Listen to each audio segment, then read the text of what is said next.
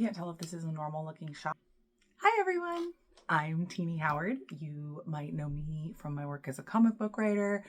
I've written Catwoman and Harley Quinn and a bunch of the X-Men, and I write a book right now called Marian Heretic, and I have a book coming out called Sicko. I'll stop.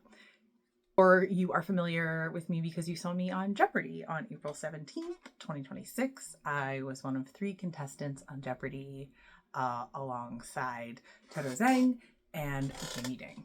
And it was me in the middle. A lot of people asked me what it was like to go on Jeopardy, how I got on, what the experience was like. So I thought I would make a video answering your guys' questions. And also I just want to try to make more videos in general. I want to try making videos and just gotta rip that Band-Aid off because if you guys have ever seen me on like panels and stuff, like I'm not shy. Like I love talking about this stuff. If you come to see me at my table at a con, I'll tell you stories all day. But for some reason I put on a camera and I think it's because I'm old. Like I'm so old that a camera means movie set and not vlog. I mean, I'm not that old. I'm 40, but anyway, I wanted to get into your questions. People submitted these questions to my Instagram and a few to my Substack. You can follow me on either of those places if you want to know more about the comic writing I do or the other stuff I do. If you want to keep up with me or see when I release more videos, which I fully intend to do. So let me get my laptop, which has the questions on it, and we'll start. Question 1, and I'm not going to say who sent me these questions because I don't know. I mean, some of you guys I know who it is, but for those of you who are just like fans, I'm sorry if I don't say your name. I don't know who wants to be shouted out and who doesn't. I guess I should have asked. So I'm just going to leave it blank. But if you recognize your question, thank you. And I appreciate you. I genuinely appreciate you asking. Me not saying your name is just because, you know, again, I'm old. I come from a time where not everyone's offline and online presences were connected. And so I'm conscientious about keeping that for people.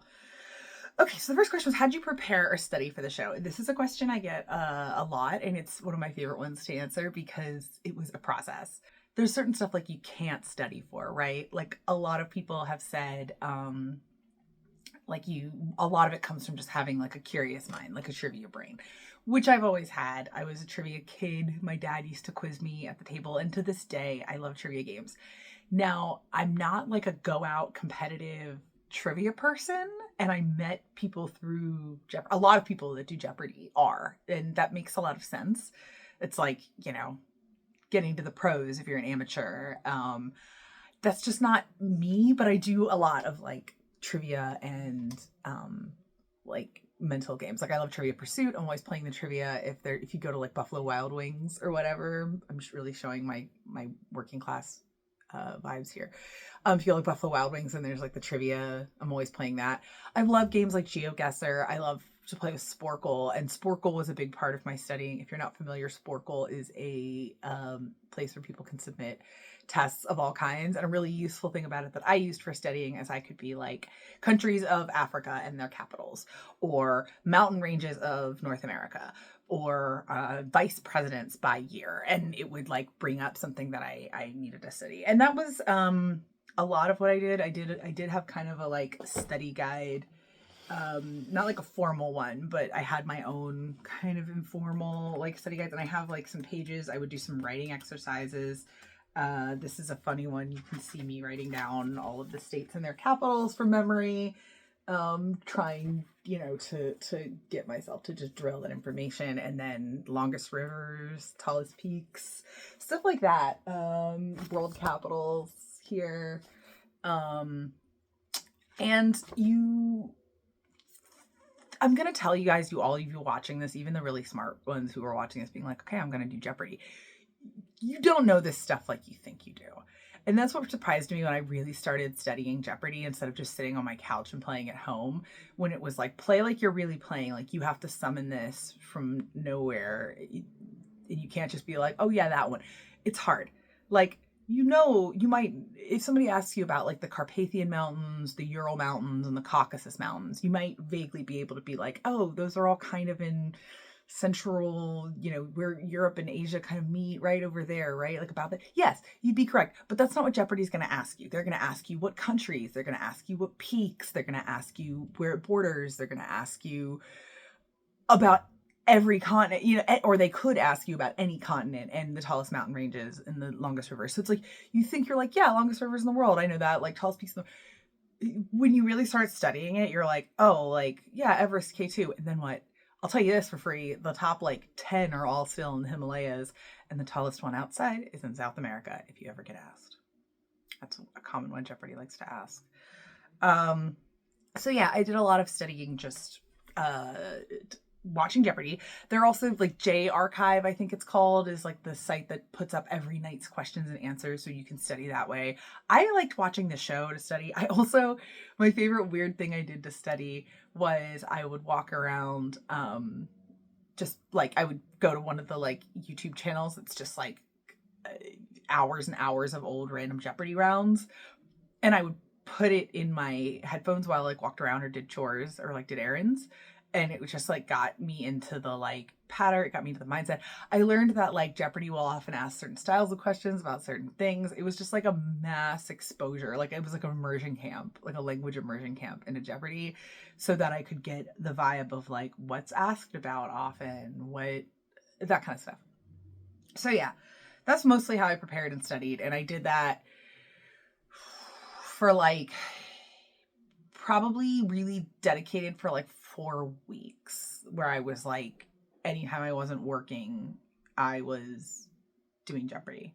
Or if I was working on something paperwork or line edits or something where I could have Jeopardy on in the background, I hate Slap Jeopardy. And I'll be honest, I haven't watched an episode of Jeopardy since the day I shot, because I just burned out on it. But I've been keeping up with it because, of course, Saga of Jamie Ding, which we'll get into. And spoilers, if you are trying to keep up with Jeopardy but you haven't watched or whatever, you're not trying to know, I will talk about Jamie Ding and his run in this, and I'll talk about where it is currently as of today, April 29th. So if you don't want spoilers, watch this later. Someone said you were fresh and exhilarating, just what the game needed. That's really nice. Thank you. Everyone I think that I met was really cool and nice, but it was really fun. I enjoyed the vibe so much. Everyone on the set and everyone that works for Jeopardy loves it there. They're all really cool. They love their job. They're so nice. They make the day a great experience for you. My husband Blake, who was in the audience for me, he said he had a great experience too, and they make it a great experience if you're in the audience. There are prizes. And Ken comes out and talks to people. Ken was telling great stories. He told a really great story about how, I don't know if you guys know this, Ken Jennings, the current host of Jeopardy, was the college roommate of Brandon Sanderson, the very prolific fantasy author. So it was fun to hear him talk about that. And Ken is a dyed-in-the-wool nerd. I guess I'll tell you guys my favorite part of the whole day was Ken Jennings. So if you guys don't know, Charles Soule, the comic writer and prose writer, and known for his Star Wars stuff and his great novels, go read them, go read his stuff. He is a friend of mine, and he was on Jeopardy back in 2009, I think, when he got to meet Alex Trebek. So I've been talking to him a lot about this. We've been excited, but so I went, and I'm the first person I know to do it under Ken Jennings. So Ken comes out to meet us all before our game and is like, Tini Howard, a comic book writer, I thought I recognized your name. And I was like, Ken, are you a comics fan? He was like, I am. Isn't there someone else in comics who's been on Jeopardy? And I said, yes, Charles Soule did back in 2009. I said, oh, of course. Really fun conversation, though. And he appreciated my little read more comics call at the end. And even better, he's from Seattle originally. And a lot of people that I know in that area in comics have been like, oh my God, he's not kidding. He used to come to my shop, or he used to bring his kid to our comics event, or, people would go to Emerald City and be like, yeah, he would walk Artist Alley and get cigs and buy stuff. He's a real comics fan. So comics fans that are also Jeopardy fans, feel good about the show. It's in good hands. Ken's a good guy. And any good vibes you felt from me were just me radiating the good vibes that I experienced. So thank you. Was Jamie cool? Yes. Jamie's really cool. He's very sweet, very meek, very not at all you would think there's rock star in there. But he's so humble, and he really is passionate about his work. He works in like affordable housing and stuff. He's a king. So shout out to Jamie. If someone is going to win that kind of money in this world, you hope that it's someone who is going to do good stuff with it, or good things, you know. And I feel like he is. I feel like he's a really good person, and I feel like he's going to use his platform with Jeopardy to do really good things for the world. And I'm happy for him. And, you know, if you are watching and you're caught up, you've seen that he was finally defeated on, I think, his 31st game the other night. So I'm honestly grateful for him. He gets to rest now. Those days are brutal, and those shooting days are really hard, and he's done like 7 of them, I guess now, if my math is right. And we'll get into that. Someone asks how it's shot, so I'll get into that. But he's done a lot of what are very hard shooting days. On my episode, he talks about how like he wants like a mat or like a chair, and yeah, like they shoot like 5 episodes in a day. So when you see Jamie in my episode, that was the Friday episode of a long shooting day, of like a 5 episode shooting day. So Jamie had been standing for like 3 hours, and only got to sit and have like a brief snack and a drink of water. I mean, we have a lunch break. He had to eat lunch. But he basically would just come backstage, change his shirt with the costume team. Shout out to them. I loved the costume lady. I wish I could remember her name, but she was so cool. We talked to her all day. And she has a fun job. So yeah, Jamie's cool. He was very good. I'm glad he won all this money. Let's see what other questions. Is there a reason you didn't call yourself the best Catwoman writer ever? Yes, because Ed Brubaker is alive. How long did you study for Jeopardy? I talked about that. Like 4 weeks, like really hard, but I've kind of like studied for this kind of thing my whole life.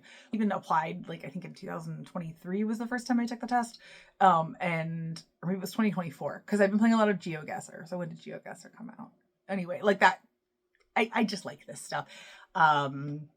So I studied, but also like there was a lot of stuff I didn't have to study. But then I did have to study more than I thought I would. Anyway, I've always wondered how well you get to know the other contestants. Pretty well. We spend all day in a green room together. And we're not allowed to have our phones. So usually people are there until their episode. Usually after their episode, people go out and they sit in the audience with their families, or they leave. But I think most people stay and watch for the day, because it's kind of a once in a lifetime experience to watch a day of live Jeopardy, and it's fun. And like Blake had a great time. So like yeah, you get to know people. But I really loved the other contestants. If you watch, I guess, the 4 or 5 episodes before mine, you can see the people I spent the day with. I'm blanking on her name right now, but the young lady who her grandmother was a Jeopardy champion, and she came on and she had a letter from her grandmother. She was such a blast. We giggled all day. It's everyone was cool. We are in a small room. We don't have phones. And the only thing to really do all day is to watch every Jeopardy game. You watch them live as they happen. You have like a live feed of what's going on in the audience. So you kind of spend the day like watching and hoping, because we walked in and got the news pretty quickly that we were dealing with a record-breaking champion, which is like kick in the butt, like kick in the gut, kick in the just okay, like he was kind of like oh brother, and then but like I started, I was like no, we're gonna do it, and as the day went on, I was just like, I don't know if I'm gonna take out Mr. Ding. I don't know if this is gonna happen, but I'm having a great time. And I mean, I got a prize you can't win, right? Like, which is Ken saying he knows who you are and like knows who your work is. Like, excuse my chopped 40-year-old ass, but like that's amazing. You can't buy that. Is Ken as warm and kind as he seems? Yes, Ken is amazing. He's funny. He tells great stories. He actually really inspired me. He talks about being a good urbanist. He likes to take public transit when he can. And he really inspired me because I'd been thinking about using more public transit. I live in the Los Angeles area. Gas is not getting cheaper. And I love my neighborhood. I walk everywhere, and there are tons of bus stops and transit stops. So, and I use public transit when I travel, when I'm in other cities, and I'm like, why do I know other cities' public transit better than my own? So Ken inspired me to be what he called a better urbanist. And so shout out Ken Jennings for being not only a warm and kind guy, but a guy whose heart is in the right place. His voice is loud, and he is a good guy, and he believes in good things, and he reads comics. Hell yes, Ken Jennings. Were you nervous? Absolutely, totally. But also like, everyone was really excited for me. And I have a lot of family who were like, you did the thing just getting on the show. Like, just getting on the show is the exciting thing. That's the hard part. And yeah, I think if you view it that way, that it's like going on Jeopardy is a bucket list experience for a lot of people. And yes, would I have loved to win $800,000 like Jamie Ding? Yeah, I mean, my book releases would probably slow down a little, but yeah, I would love that. But no, you didn't. I will say, in case folks don't know, you do get a small amount of money just for appearing on Jeopardy and winning second or third. It's it is a nice amount of money to receive for a day of fun activity. It's not life changing, but it's very nice. It's nice. It's a nice paycheck for a day of work. Yeah. How'd you prep? Studying mostly. Went to bed at like 10 a.m. or 10 p.m. the night before, which this might be normal for some of you, but that's really early for me. I usually go to bed at like 1 or 2. Yeah. How was catering? I love this question. Okay, this is Henry. Hi, Henry. Thank you. This is a great question. I love this question because I was very nervous about this because let me tell you, if I have to be somewhere all day and I can't leave the site and like the food and specifically the coffee situation is bogus, I'm going to have a bad time. But like, I'm not going to make that other people's problem. I don't know. So, in the green room, we had an abundant and very nice, well-stacked snack fridge and area. There was fruit, breakfast bars, chips, cookies, candy. There was like a coffee, like a Keurig, which was a little bit of a struggle. And it meant that I was like chiefing Diet Cokes most of the day instead of bad coffee.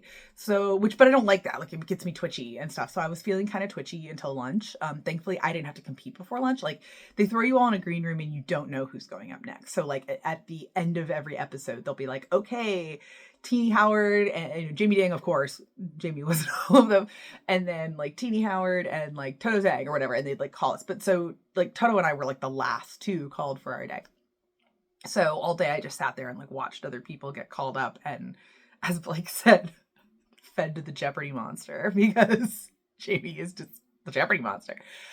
And I was just sitting there like eating a lot of snacks and raspberry cereal bars out of stress. But then for lunchtime we got to go over to the like Sony cafeteria, which was super nice, and they had espresso, so I was okay. I got some espresso, and I got like a big enormous like a chicken Caesar salad or something for lunch, like just girl food that would not give me a tummy ache or like I didn't want anything spicy or greasy. So it was just like, I have to eat food. But yeah, catering was fine. Thanks for asking. Okay, there were more. How anxiety inducing is the buzzer? Very. The buzzer is the worst part. Can we talk about the buzzer? I'd like to talk about the buzzer. The buzzer's big deal. I did not know the buzzer was such a big deal because like, I don't know how to explain this, but like so much of my life for work is having to like deep dive into things that like, this was meant to be fun for me. And so I didn't want to approach it in any ways that were like, not going to be fun for me. By that, what I mean is like, what was fun for me was memorizing trivia. I did a little bit of looking into the buzzer game because I started like, as I got closer to being on Jeopardy, I started like hearing about like buzzer training and was like, I did not consider this. And it turns out that some people are really into it. There's like websites where you can like time yourself. There are like, there were people in the room that were like, yeah, I built a fake buzzer and would like set it up to my computer and would like time my reaction time.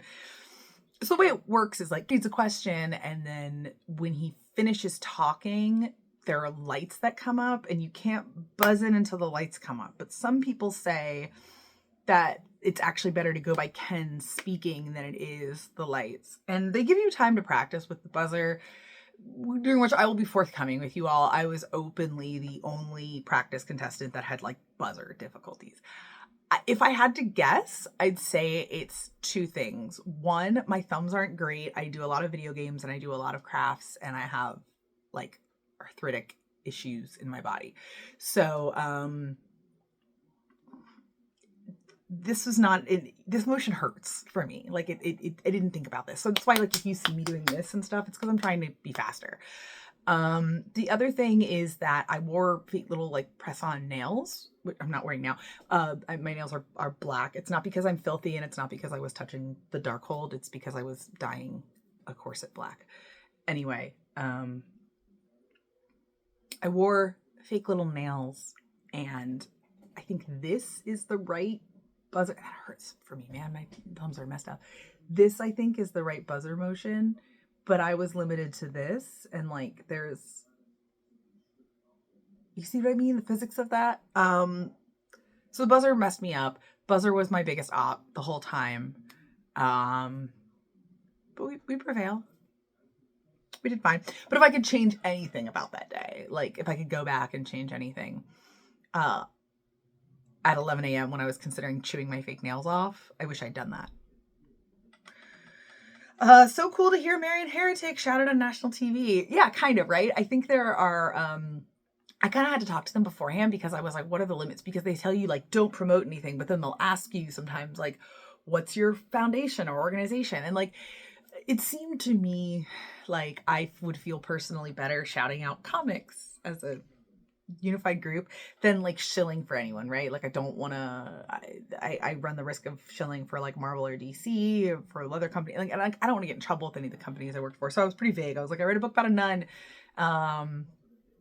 And that's cool. And I actually got an email from a lady whose, I think, mother or aunt was like a women's lib nun. And I have to email her back because I have so many questions for this woman. I think this sounds like a delight. So yeah, will anyone be able to beat Jamie? Someone has now, so it seems.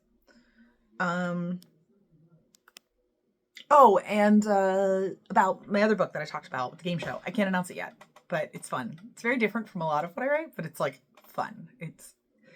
It was definitely a case of me seeing something come up that was related to a special interest of mine, which is games and game design. Which, like, I just love a well-designed game, you know? Like, I love Game Changer because I just love the deviousness of the challenges every time. Shout out Game Changer. Big thumbs down boo to shit like Beast Games, which is, like, the worst designed game show maybe ever. And they have so much money and they can't do anything with it. Unrelated, more Orange Cat content, please. Yeah, I'll splice some in here. He's a good boy. His name is Hugsy. Well, his name is General Hugs. You can call him General Hugs. Did you get to practice writing your name? Yeah, you do, actually. They made me rewrite it because the first time it was like too much like my signature and impossible to read. But you do get to practice writing your name. You get to practice using everything. They're very cool about that. If you're ever worried, like, oh, I think I would know the answers, but I would screw up all the tech stuff. They know that that's a possibility. Keep in mind that the average watcher of Jeopardy is probably 115 years old. So they keep an awareness of the fact that, like, anyone that's going to come on the show, they're very inclusive. They make sure that, you know, they inclusive in the way where I like where they don't make you ask for help. They provide it for everyone so that everyone's on even footing. And then if they encourage you, they're like, you know, they encourage everyone to practice things. If they see you having difficulties, they'll come help you. They, you know, want to make sure that everyone is, you know, physically comfortable and all that. They're really good. They're really good there. They also, I thought was really weird and interesting. There's like a game show compliance person, which makes sense, right? Because like casinos, there are like compliance people. Like any situation where you have like large amounts of money changing hand of gaming, there's like gaming regulations. There's like regulation committees. There are game show regulation committees, and there's like a person that comes in to talk to you. He seemed very cool. I could have talked to him about his job forever. Where his whole job is to come in and give you the rundown. That's like, if you're cheating, this is what's going to happen. If you think you're being cheated, this is how you react. Another thing people ask about that I thought was really, really cool is they want you to speak up if you feel like you were right and Ken said you got it wrong. And I don't think I'm telling anything that's like NDA breaking at all. Lots and lots of people have been on the show. They, you know, if you answer a question and they say it's wrong, for example, on my episode, if you watched it, there's a question that the other two contestants get wrong and I get right, where the answer was silent film actresses. It's about Clara Bow. And I knew it was about silent film actresses, and I'm like frantically buzzing in because they're saying like black and white movie, which is like not the answer. If one of them had been given that answer, or had been said, yeah, black and white silent film, that's it. At the commercial break, I would have gotten the opportunity and probably would have taken it to be like, hey, I don't think that's right. So there's a team of judges that sit down in the front row and they have phones and encyclopedias and tablets and books and all this stuff. And that's their job. And they can call basically stoppage of play at any point and check out, and they'll look and verify the question, the answer, and we'll get an answer that makes everyone happy and we'll move forward. So if you ever come back and they see, they're like, oh, over the commercial break, we took a look and it seemed like Tini was right. That's how that happens. Usually during that break, there's like real time commercial breaks, but they can stop the game if they need to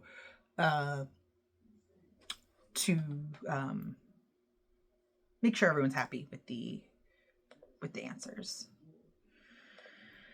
Is it possible for you to compete on Jeopardy again? It would be in like or second chance tournament, which I think I keep joking. I'm like, they should have a Jamie Dang roadkill tournament, where it's just like everyone who is flattened in his fire breathing wake gets to come back and play against each other. I think that would be fun. And I would. Yeah, I think those are all the questions. Oh, the only other thing I wanted to address is this. So yeah, I don't have Blue Sky, but some people shared with me that on Blue Sky, Ken Jennings shared that someone wrote a very angry email about contestants with nose rings. As you can see, I have kind of a big, spiky, weird one. What's really funny is that I was so sure my grandma, who I love, was gonna, and I know she watches Jeopardy, she's been very excited about me being on it. I was like, oh no, is she gonna be like, I don't like your nose ring? No, she texted me and was like, you look so lovely. I was like, thank you, Grandma. I was like, yay. She said I looked pretty. And then someone's grandma or grandpa logged on and emailed Ken Jennings to never have people with nose rings on again. So if I get asked to come back on second chance, I'm going to wear a bigger one, a really big one. Maybe I'll get my septum done and like some high nostril spikes. And then like a South American or Central American, like ancient, one of those beautiful pieces of nasal jewelry. I'll wear one of those too. And maybe like a sweatshirt with noses on it that are all pierced. I forgot to answer one question that I get asked a lot. Well, this isn't really a question, but it's more like the process. I forgot to just give people the process for how it goes down. Yeah, a lot of people ask, how it go, like, what's the process? Like, how did you get on Jeopardy? So the first thing you do is you take the test, which is called the Anytime test. And there's a link for it. Well, maybe I can put one here or show you where it is. You just go to just Google Jeopardy Anytime test and it comes up, and my ring light is going crazy. You apply. I took it 2 or 3 times before I was called. A lot of people take it for 10 years. You can take it once a year. And then your email kind of sits there in their box. And then after a year, if you haven't been heard from, you can take it again. You take the test. If they call you back, and you fill out a little bit about who you are. If they reach out to you again via an email, you take the Anytime test again, but this time you take it observed. You take it on Zoom with like proctored basically. And I think that's to make sure, one, that you aren't that you are who you say you are, that you're not like a bot or something. And 2, like you are who you say you are. And if you said you are like a 40-year-old white lady from SoCal, but like you are in fact a 40-year-old white lady from SoCal when you take the test. So they just observe you take it. And I guess also to make sure maybe that you're not like Googling answers. Like it's just you clicking and taking the test. You take that, and then I think that's when I had like the longest wait, or sorry, the proctored, and then the Zoom mock game. So there's like a proctored test where they're observing you on Zoom, but you're not actually like playing the game. And then the next step after that is like a Zoom mock game, which is when they have you on Zoom with John, the cast coordinator, who's lovely, and 2 other prospective contestants. And they have you do like 2 or 3 categories of a game, like a mini game. They ask you, who are you? What do you do for a living? And they ask you 1 or 2 personality questions. Like, you kind of prompt them with like a story about yourself or something funky or fun, a fun fact, and they ask you about it. And you show that you can have that conversation and that you look good on camera.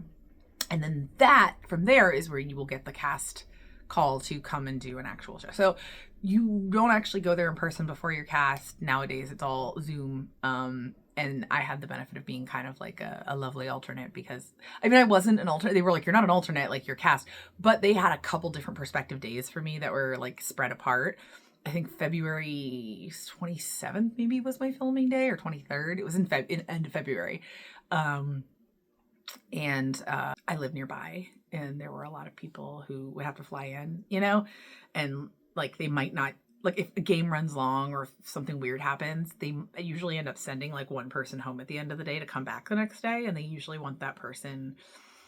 I think it's helpful. Or if they have, like, I was kind of like we might have you on this day, we might have you on this day, which was helpful for them because it makes it easier for travel. This all makes sense. I didn't need to spend 4 minutes talking about this. Thanks.